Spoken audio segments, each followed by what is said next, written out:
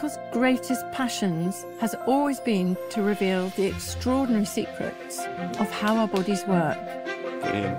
Thank you. Yeah, that's good. He spent several months with the production team. Okay, a couple more. Travelling far and wide for this brand new series on the human body. Just look. The family and I are delighted to introduce it to you. Sit down there. Michael even persuaded me to participate, tipping him upside down, Blimey. as well as filling his ice bath. Go for it. All in the name of science. Great.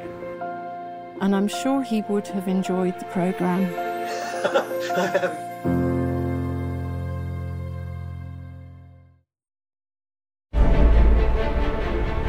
We're heading off on an extraordinary journey around the human body. And if you give us a little chuckle. Have you ever wondered why we get creaky joints? Does your body hold the power to stop cancer from multiplying? How do you remember to breathe? I'll be tracking down answers to lots of burning questions. I feel quite a strong desire to urinate. But don't. From what exactly is in our farts. So this device, which we colloquially refer to as the thunder funnel. That's great. To how long we take to digest our food. Are you wearing it overnight? Absolutely. I'll show you how we can all live healthier, longer lives. This is one of the most impressive things I've seen for a very long time. And I put my body to the test. Hey. To help you at home understand yours. Get ready to see yourself in a whole new light.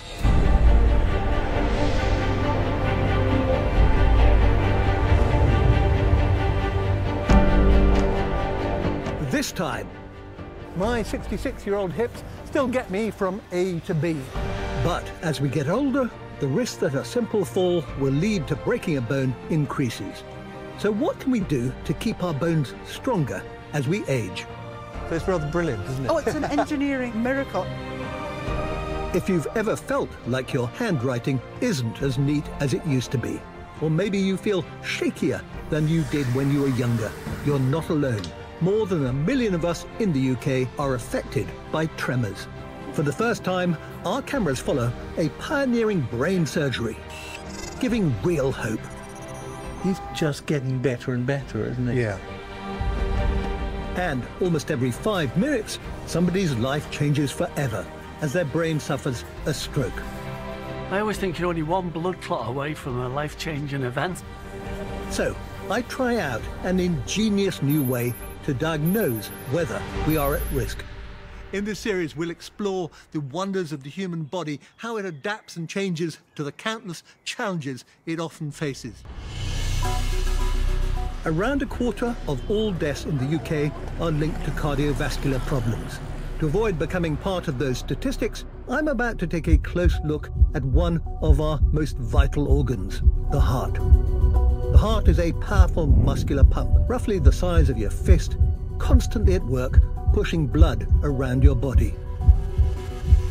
And when the heart fails, it can happen suddenly, without warning.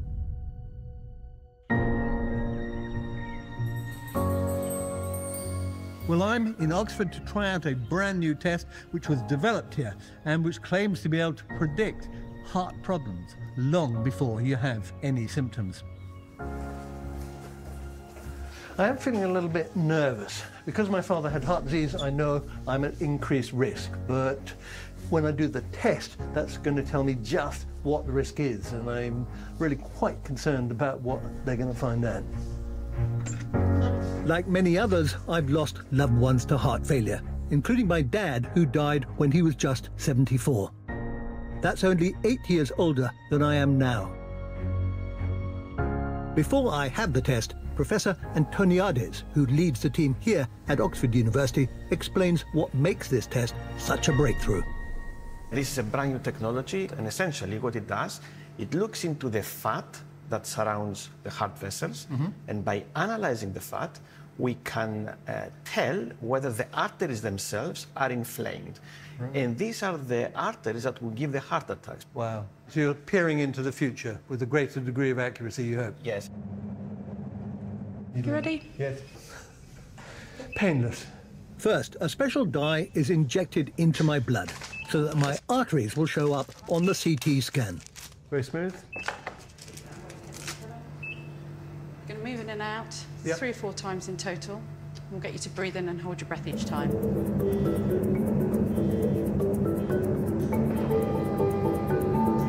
Please breathe in and hold your breath. Start breathing again. Like your other organs, your heart needs a constant supply of fresh blood, which it gets from the coronary arteries that wrap around the outside of your heart. By the age of 50, the walls of our arteries become more susceptible to a build-up of fatty deposits called plaque. You can think of this as a bit like the pipes in your house getting clogged up. The build-up can make it harder for blood to flow through, and this can increase the risk of heart attack.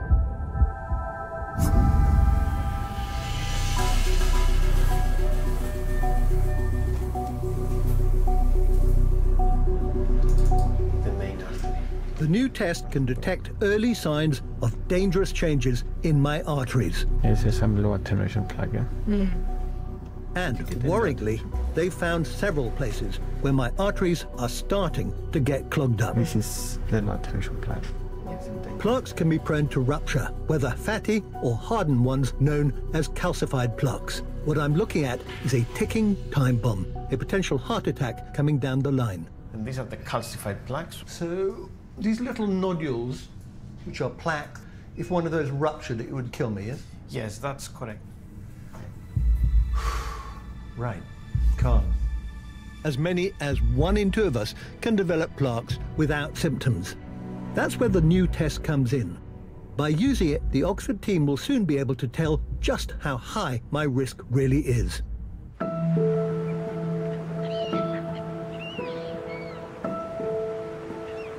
"400 miles further north on the Fife coast, Thomas Black knows just how devastating it is when a vital organ goes wrong. In Thomas's case, it's his brain, which is not working as it should. I can't always get right underneath the roots because I'm shaking.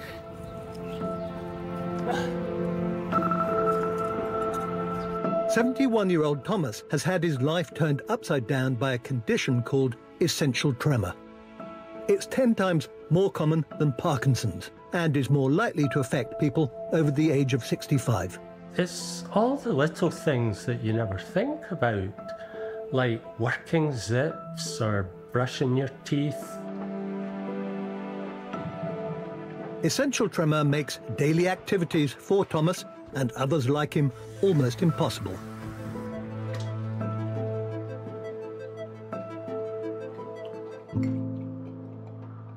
I was in my mid-40s and I first noticed quite shaky right hand.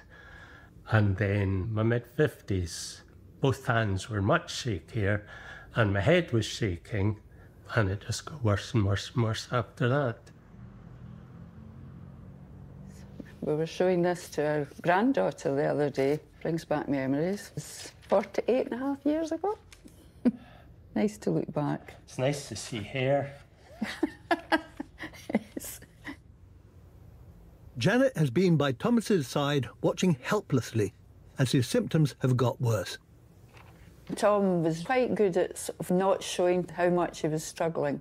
Like putting a key in the lock. I had to adapt the way he could eat. The mugs were getting bigger for his soup with less soup, the same for the coffees. I couldn't do anything specifically to stop the tremor. They are now pinning their hopes on an innovative kind of brain surgery. Decisions had to be made. I had to go through various tests. Today is the big day, and Thomas has been admitted to Ninewells Hospital and Medical School for the operation. Quite sore, but I'll be fine. Neurologist Dr. Tom Gilbertson is hoping it will change Thomas's life. It's one of very few treatments where we can make a huge difference to a chronic disease that's otherwise uncontrollable. OK, Thomas, I'm just going to move these pins forward slightly. It's just for me to know where to put the local anaesthetic in. With a head brace fitted to help reduce his shakes, Thomas is about to have a form of brain surgery that involves no actual cutting. Instead, a powerful beam of ultrasound waves will be focused on part of his brain that controls movement. It's not without risk. If the beam strays even a fraction, it could leave Thomas with loss of speech or paralysis.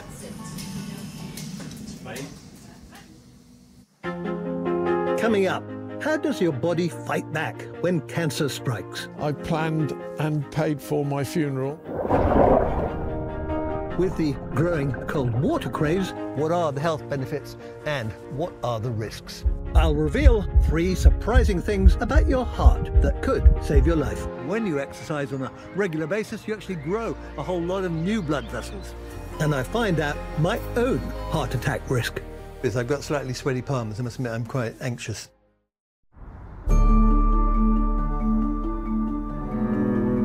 I've just had a new test that can accurately predict your heart attack risk long before it happens.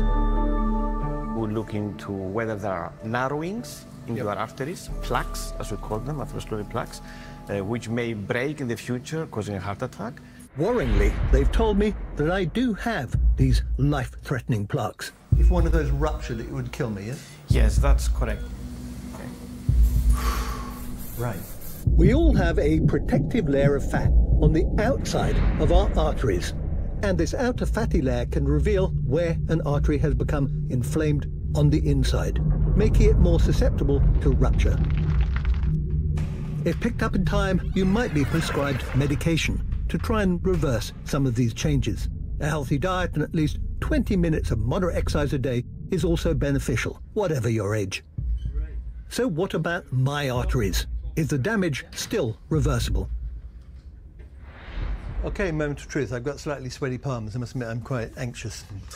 This is your heart. Around an inflamed area, the fat becomes more watery and less fatty. The blue color that you see here means there is water. Blue essentially means lots of inflammation, is that right? Exactly. So these are the plaques that you have seen earlier in the main artery. You can see that in this area, there is a little bit of inflammation. But overall, to me, it looks that like pretty much non-inflamed artery. OK, so I'm looking at this figure here. That's the one that's jumping at it. So this is your absolute risk to have a fatal cardiac event over the next 8 years. OK. Anything below 5% considers to be low risk. Now, you are 5.9.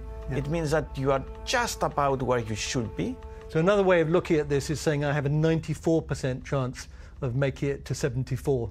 Exactly. And therefore a 94% chance of beating my dad. Exactly. Okay. That's a very good way to put it. It's not perfect. No. So there's still some risk. Yeah, I'm not going to go away and eat cream buns, don't worry. Exactly. I can't imagine how relieved I feel because I was awake last night thinking about it. So you need to try a little bit harder, bring this down, but you are nearly there. Exercise and a healthy diet can help. People in my position may also be prescribed statins.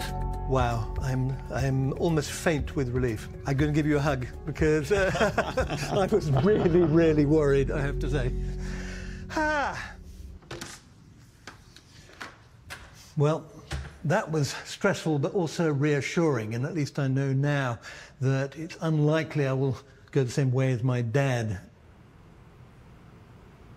And I guess what it shows as well is that if you look after this remarkable organ, it will go on looking after you, hopefully for a long time to come.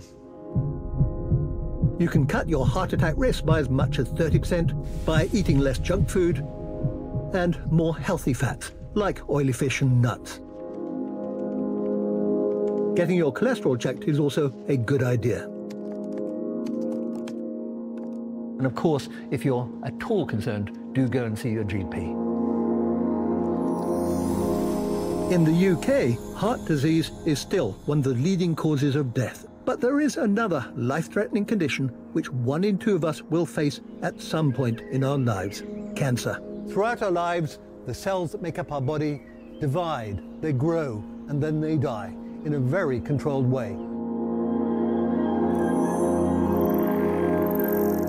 Sometimes the mechanisms to stop cells growing are faulty, and a cell or a group of cells start to grow in an uncontrolled way. In fact, one of the things that your body fears above all else are rogue cells that are out of control. So if rogue cells arise that try to grow in a way that your body doesn't want them to, then the body has lots of different ways to destroy them. But sometimes rogue cells are able to evade all the attempts that are made to destroy them. They escape, they grow, they become cancer. Different cancers multiply at different rates. Most breast and bowel cancers, for example, seem to grow relatively slowly. But if you have a cancer of your blood cells, then symptoms can appear more suddenly and the cancer may spread more rapidly.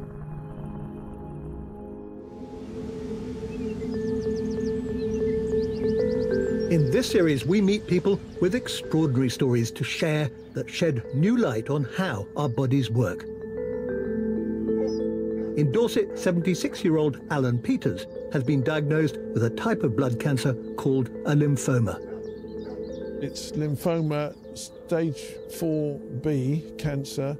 They said that there wasn't really a great deal they could do to cure me. Alan is grateful to have lived a full life. For 30-odd years, I was a policeman in London, and I was lucky enough to work with the Princess of Wales for 9 years as a personal protection officer. But after Alan retired, he noticed worrying symptoms. I thought it was COVID. I went to the doctor 2 or 3 times, and eventually they sent me for a scan. That's when we discovered there was a large lump. Just about that time was when you turned up from Ukraine. To hear this news about you, I was absolutely upset. I decided straight away how to stay to help you. Alan offered a home to Elena and her family, and the support she offered in return was a huge blessing. I had written myself off, and as much as I wasn't going to last much longer, and as you know, I planned and paid for my funeral. Karen. But then Alan was thrown a lifeline in the form of a radically different approach known as CAR-T therapy.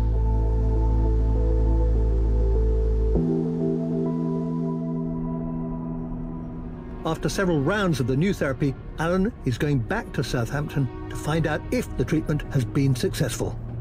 This is my 6th or 7th scan. Being diagnosed with cancer can be not just physically, but also emotionally devastating. And for Alan, it's been a nerve-wracking wait. I'm just a little bit tense because it's an important one. CAR-T therapy is a way of boosting the body's immune system to attack the cancer. And it's being further developed by Professor Xian Lim. Cancer cells are unfortunately sneaky, and they can hide from the immune system. So the immune system needs help.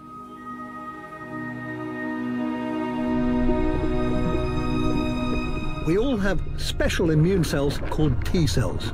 Their job is to defend your body. But cancers can hide from them. So scientists take the patient's T cells, modify them in the lab, then re-inject them. These new cells, nicknamed CAR-T cells, now have the ability to track down cancer cells and destroy them.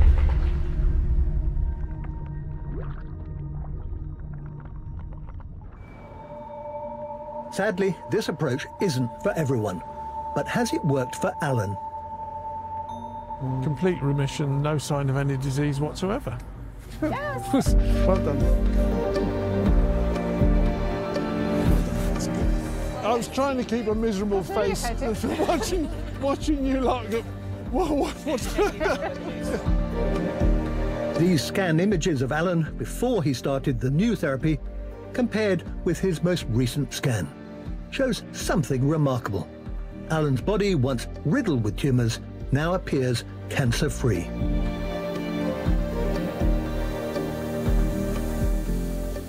Important to remember, never give up. I never did give up. I was just prepared. There's a big difference. Thanks to breakthrough treatments, we're now 6 times more likely to survive cancer than we were 40 years ago. Back in Dundee, Thomas is also about to undergo a radical new treatment. Everything is riding on what happens today. Will he finally get relief from the debilitating tremors that are ruining his life?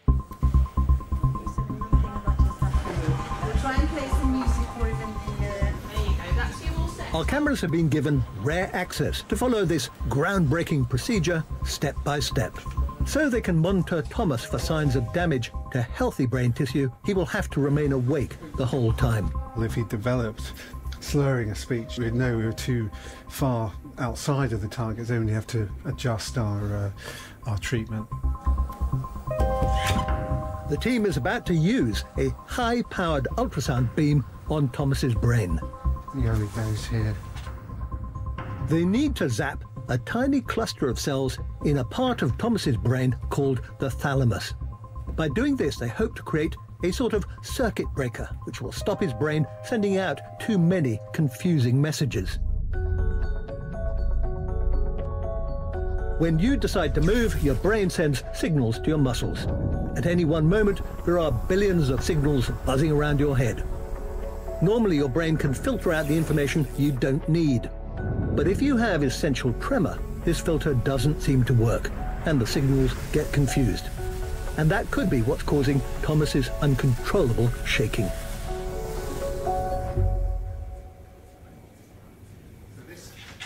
Thomas's shakes are so bad that even trying to draw a simple spiral is impossible.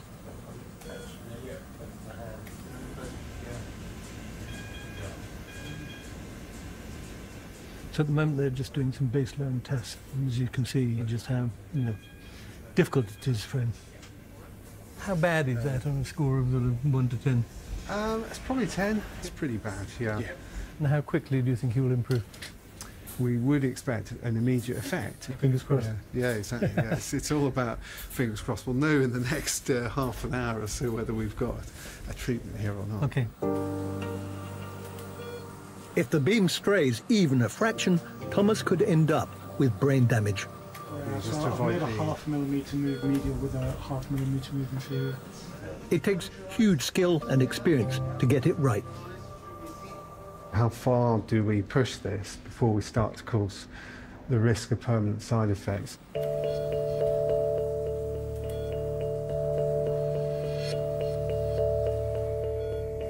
I mean, that is very, very impressive, considering that his hand, when he was first went in there, he was kind of doing that.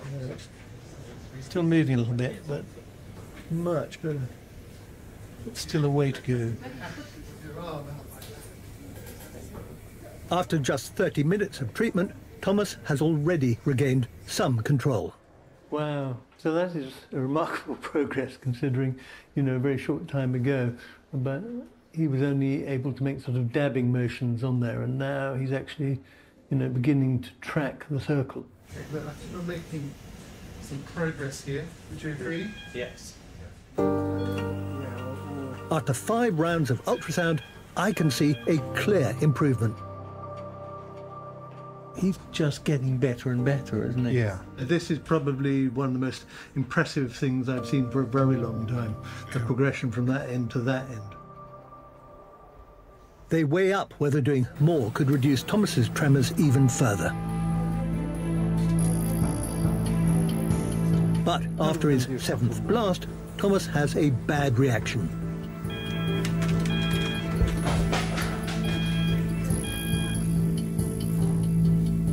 Everything stops while the team assesses what's happened.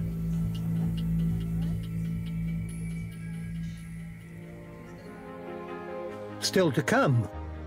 Have you ever wondered how much saliva or spit you produce? I'll reveal the surprising science behind how we swallow. Every year, thousands of people in the UK take up cold water swimming. What are the health benefits and what are the risks? And why exactly do our bones get weaker as we age? And that's what happens, it breaks. Right. You get micro fractures. Bones break at any age, but after women go through the menopause or men turn 65, we become especially susceptible to fractures. To find out more, I'm off to see Professor Sue Black from the University of Oxford, who clearly loves her subject. Hello, I am loving your collection. Thank you. There's nothing not to love. About bones. Once you start to study bones, it gets in your system. So isn't that just amazing? It's not just the face. It's the opening into your gut system. It's the opening into your respiratory system. It's your visual system. And then, of course, inside here, this is just a great big box to protect the most delicate thing you can imagine, which is the brain inside. Yeah. It really does. How many bones are there in the human body? Oh, I've no idea. And the reason I've no idea is because nobody agrees. Okay. So some people will say there's 206, some say there's 212, unless you're a child. And in a child, there are more than that because bits of them haven't fused together yet. On the outside, a bone looks like it's completely solid. But when we look at bone cells under a microscope, it becomes clear just how alive it is. Here we can see cells whose job it is to build new bone. So there's a constant turnover of bone. So it's rather brilliant, isn't it? Oh, it's incredible. I mean, it's an engineering, miracle. Sadly, however, the miracle sometimes falls apart. Why, when we get older, do our bones get more brittle? You see it most frequently in women who get to a postmenopausal level, and that's when osteoporosis kicks in. Estrogen as a hormone acts as a protector to bone. Osteoporosis affects 1 in 5 women and 1 in 20 men. But why? Sue shows me exactly what happens to your bones when you get osteoporosis. And you can see ends, you can see little struts that have broken away. And that's what happens, it breaks. Right. You get micro fractures. And sometimes they'll heal, and sometimes they won't. So if you have more and more micro fractures, you will get to a point where it's no longer a structure that can withstand the forces that are going through it. And then you get a catastrophic failure. What can you do to prevent that?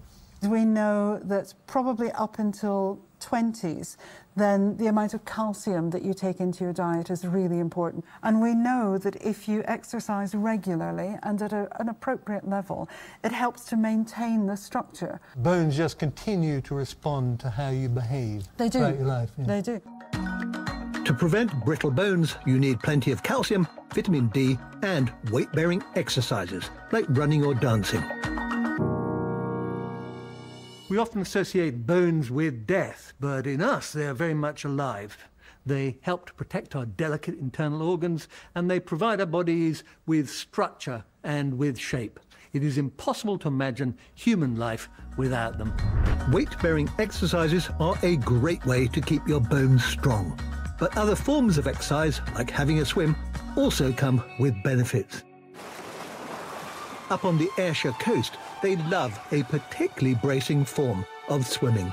When you go in at first, you think, what am I doing? It's freezing.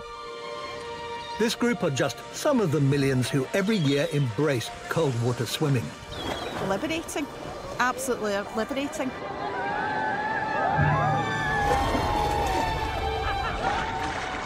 That's nature's magic. Before they went in, our swimmers measured their skin temperature using a thermal camera. Red is hot and blue is cold. Their skin started off at around 22 degrees. But after just 15 minutes immersed in the chilly Firth of Clyde, our thermal camera reveals their skin temperature has dropped to 10 degrees, almost as low as the sea. We hear a lot about cold water swimming, but what actually goes on inside your body when you go into cold water? What are the health benefits and what are the risks?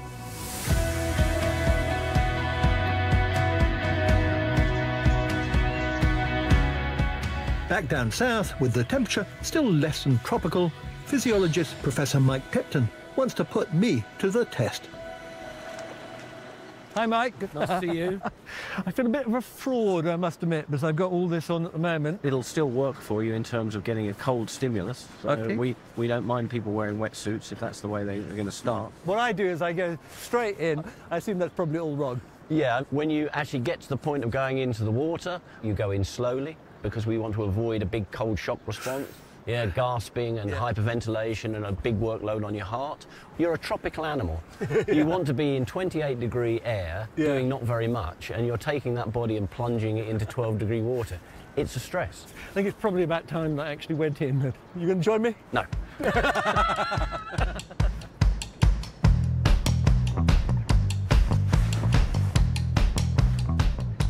Oh, that is cold. Yeah. Go in slowly and wait until you get your breathing under control before you launch into anything. It's when you do that, when it gets to the nether regions. Woo. The hands are quite... And that's because there's no blood flow there. Look, if I just pinch your back of your hand there, it's staying white. The refill time is really long because your body's shut down the blood flow to the extremities to keep your brain and your heart and your central critical organs warm.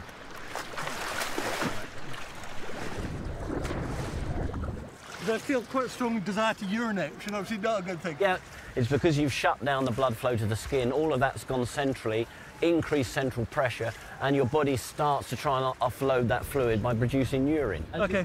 But don't. Okay.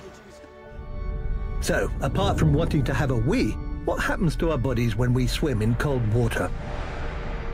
Your arteries narrow, so your heart suddenly has to work much harder, pumping blood.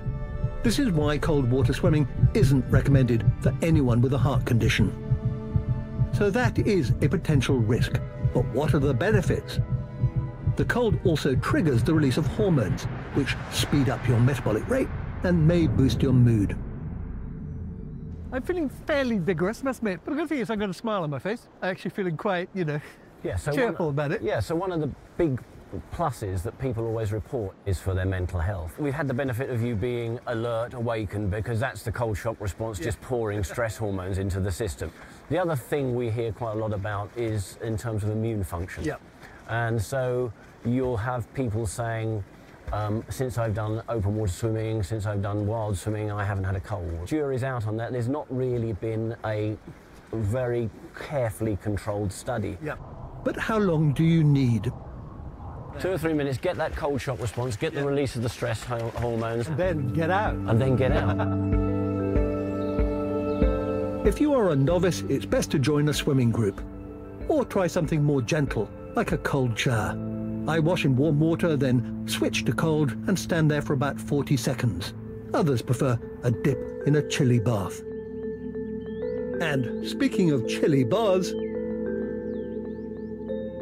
have you ever wondered how much saliva or spit you produce? Well, it's about 1 litre a day, and that would be enough over the course of 3 months to fill a bath this size. And in fact, over a lifetime, you would be able to fill around 320 bathfuls. So why do we need to produce so much saliva? Well, amongst other things, producing saliva helps us to swallow, something we do as much as 500 times a day. I've agreed to have a camera put somewhere uncomfortable to get a proper look at how it all works. I'm in the capable hands of consultant Suzanne Slade. Hi. Hi, good to see you. come on in. Thank Come you. Have a seat. Gonna have a peer down my throat, eh?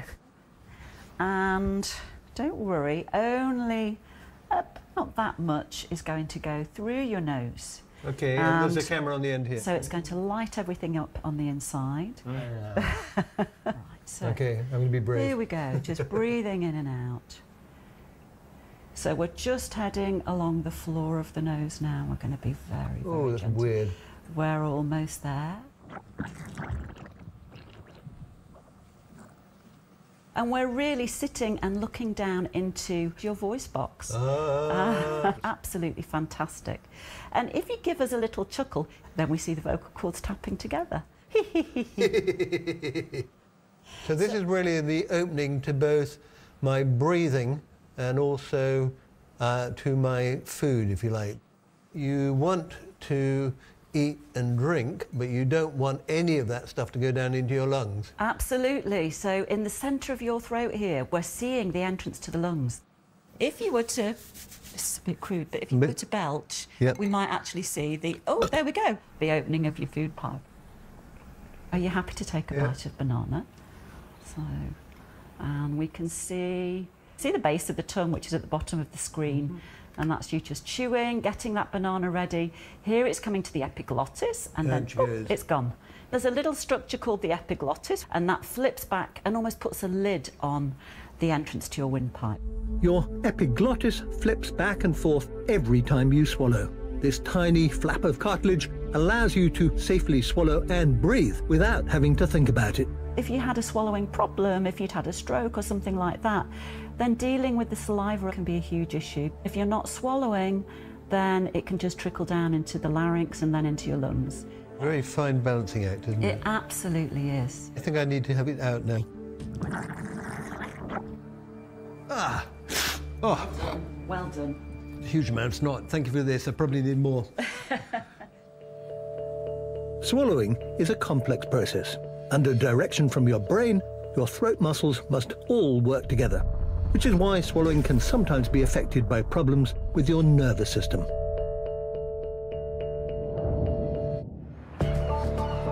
Back in Dundee, the operation to treat Thomas's essential tremor, caused by malfunctioning circuits in his brain and nervous system, has reached a critical point. It was going really, really well, and they're hoping to push it further, but in the moment, Tom is being violently sick in there, everyone's kind of gathered. Before that happened, the team managed to successfully bombard a tiny area in his brain with ultrasound waves. And the impact of that on his tremor has been dramatic. Wow, the changes from the beginning. You pleased? Oh, it's amazing. It's stressful, but you're so pleased. I'm just shaking from the experience. Oh, I'm so grateful to everybody. Amazingly, later that afternoon, Thomas is up and about. I noticed a change right away. It's improved far, far more than I thought it would. It'll make a life-changing difference. I haven't been able to drink with my right hand for years. Previously, that would have been down my chin and onto my jersey. And that is no problem at all now. You know, pretty close to a miracle, I would say.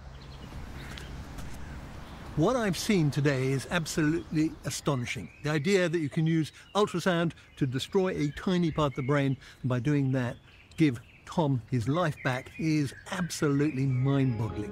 Coming up, what causes deadly blood clots to form in your heart? Your heart is a wonderful organ. The electrical system which drives it is also remarkable until it goes wrong. I take a test to see if I'm at risk of having a stroke in a most unlikely location. Nervous at all? Yes. And you have enough blood vessels in your body to stretch from Land's End to John O'Groats. True or false?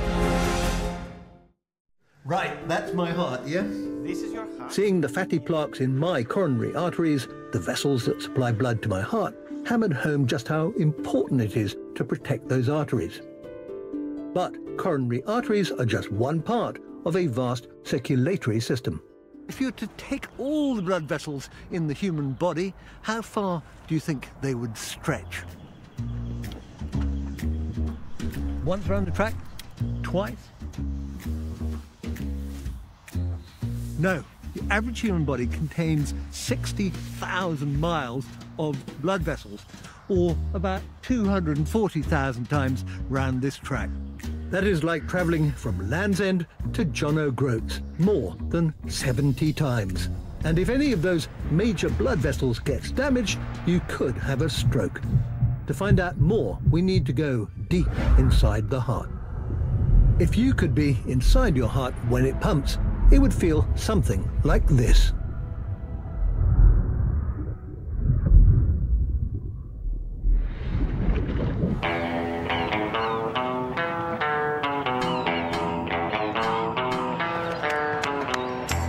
Every second of every day, your heart beats away to its own rhythm. And as you speed up, or indeed slow down, your heart does likewise, without you having to think about it. Those changes are driven by a small cluster of specialized cells, which send electrical signals to the different chambers of your heart, making them beat in a coordinated way. But sometimes the signaling becomes faulty.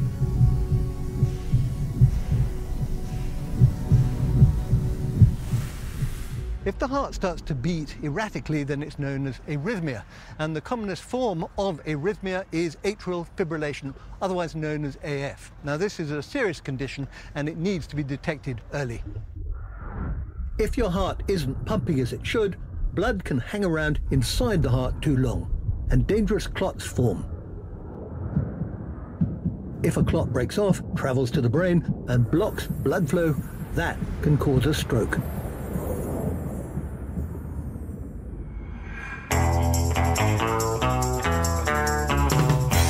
Here in Liverpool, they're working on a novel way to detect those dangerous arrhythmias and prevent strokes.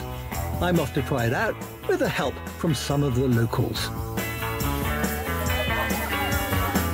Hello, everyone. Hello. So you're all here to see how good your hearts are. Just how common is atrial fibrillation? Professor Ian Jones is an expert in cardiology. The incidence of AF is only 1.5% roughly in the population. As you get older, it increases, so the older population will be more likely to pick that up. Ian and his team have come up with a novel way to detect undiagnosed atrial fibrillation. Enter the humble shopping trolley. But these are no ordinary shopping trolleys. Hidden in their handles is a simple yet powerful bit of tech.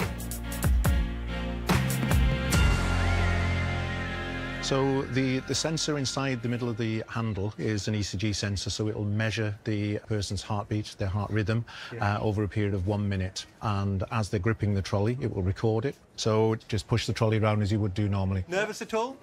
Yes. Will the trolleys detect dodgy heartbeats in our group or in me? So the way this works is I'm just strolling around, but I'm also gripping this metal handle, and what it's doing is essentially measuring the electrical activity of my heart. Lights on the trolley turn red if you have an abnormal heartbeat. I'm hoping it's going to be green. And there it goes. So they're coming round now. It'll be interesting to see whose light is flashing what. Hey, hi there. Hello. OK, so you are green. Hey, well done.